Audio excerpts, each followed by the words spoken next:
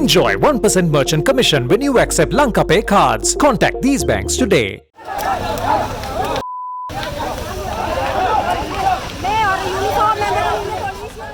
A person who opposed the sale of fuel to some drivers who were not in line was assaulted in Kaluthara today. The fuel bowser had arrived at the filling station at about 1 in the afternoon. Those in line complained that fuel was sold to some drivers who were not in line as they knew the workers at the filling station.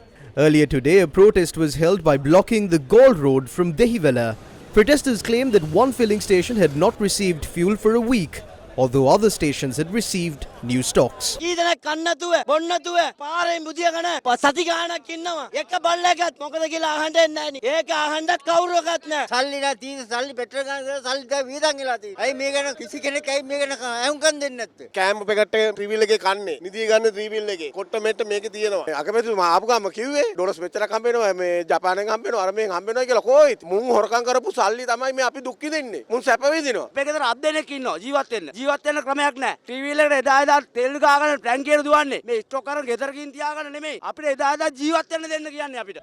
Tensions erupted as some people began to film the protest using their mobile phones.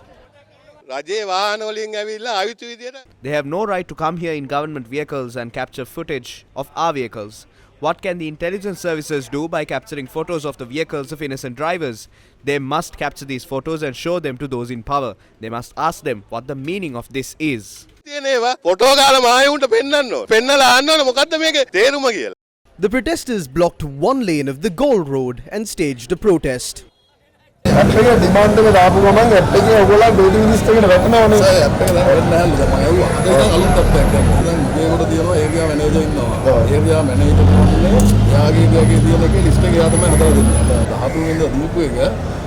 Transportation එකේදී මොනවා හරි වෙලා කියන තමයි තියෙන්නේ. කලින්ගේ demand එක ඉස්සෙල්ලා level ඉන්න බෑ. මේකට ආපු වෙන මිනිස්සු පිට වෙලා ඒක තමයි දැන් මේ කියන්නේ. 13 එන්න තිබුණේ. නමුත් 13 ආවේ නැහැ. මගේ නම තිබුණා ලිස්ට් එකේ. මේ වගේ වෙනත් සෙට් වලට යන්නේ අත යට ගණදුණුවක් ඉඳද? අන්න ඒක තමයි දැන් හොයන්න ඕනේ. මොකද එහෙම වුණේ කියලා. The protesters dispersed at around 4 p.m. after police and security officers promised that fuel will be delivered to the filling station.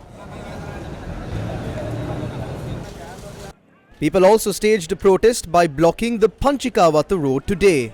Our correspondent reported that the roads connecting Armour Street and Petta and Maligavathar and Petta were blocked for many hours.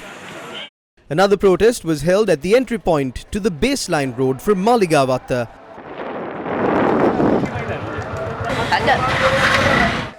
The protesters met officials at the Ceylon Petroleum Corporation and dispersed after they were promised that fuel will be sold to them.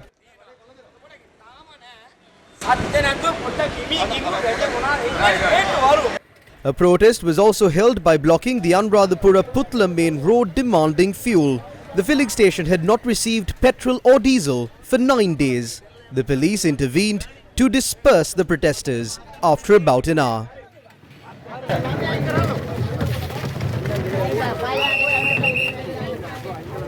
People staged a protest by blocking the A9 road near the Galkulama filling station in Anuradhapura. Police and army officers were brought in to bring the situation under control.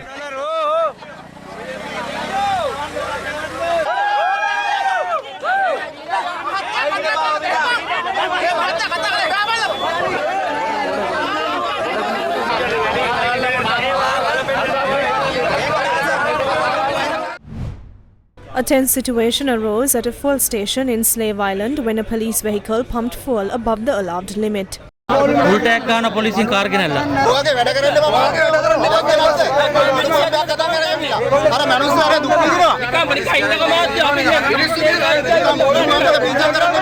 The fuel station opposite the Paliakoda police station received fuel today after several days. Those in queue were upset that officials insisted police vehicles should be given priority.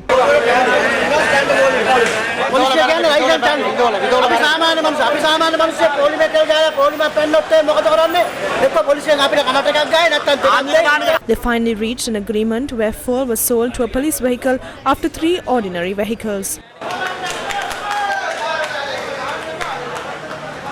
A protest was held opposite the Ceylon Petroleum Corporation's office in Batiklo demanding fuel.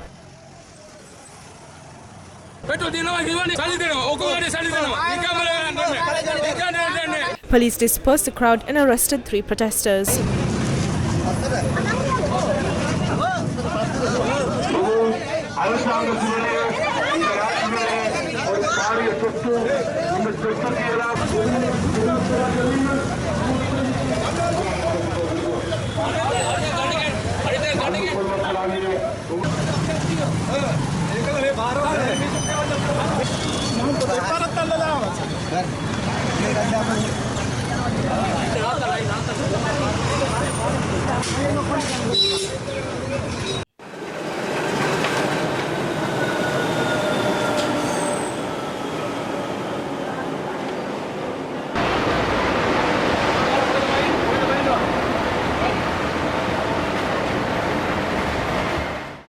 People faced difficulties in travelling to work and school as they returned from a long holiday.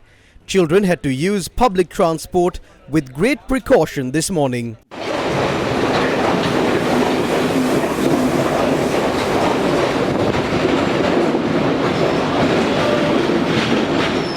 Our correspondents reported that public transport services had not been fully operational in many areas this morning. A new school bus service that will run between Makumbura and Peta was launched today. The bus service was launched by Transport Minister Bandula Gunawardena. Fuel was sold from a new filling station set up at the Makumbura Multimodal Centre. We launched 21 new school transport buses in the Western Province today. We will also introduce an office train at 6:20 am. A new train service to Kandy will be launched as well. People who travel on their motorcycles or vehicles can obtain fuel at this multimodal centre. We have prepared a special plan that will allow buses here to leave for Colombo once in every 10 minutes. We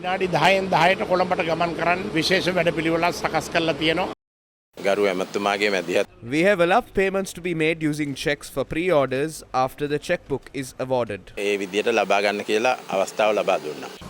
Fuel was distributed from the Kulanawa storage terminal today.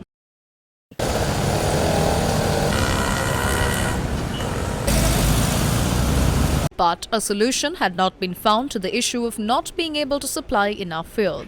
The last diesel shipment that would be imported under the Indian credit line will reach Sri Lanka tomorrow. It will be carrying 40,000 metric tons of diesel.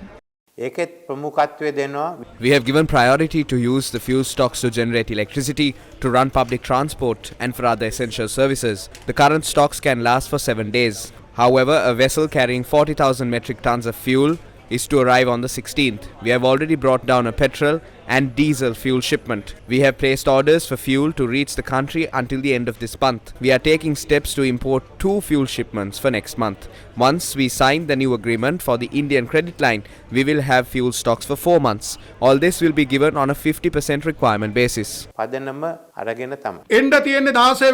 final fuel shipment imported under the Indian credit line will reach Sri Lanka on the 16th. Talks are taking place with India's Exim Bank on the conditions to obtain a loan of $500 million. They are asking what Sri Lanka can place as a guarantee. That is because the Ceylon Petroleum Corporation is bankrupt. They can't keep Bank of Ceylon as a guarantor. Any international bank will not act as a guarantor for Sri Lanka to obtain a loan from India's Exim Bank.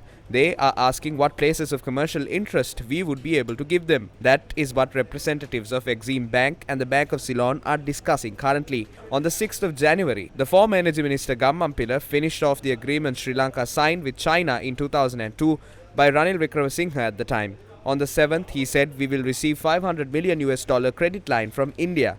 In exchange, we will have to give 887 acres of land from the port and 99 oil tanks. We had to obtain $200 million after that.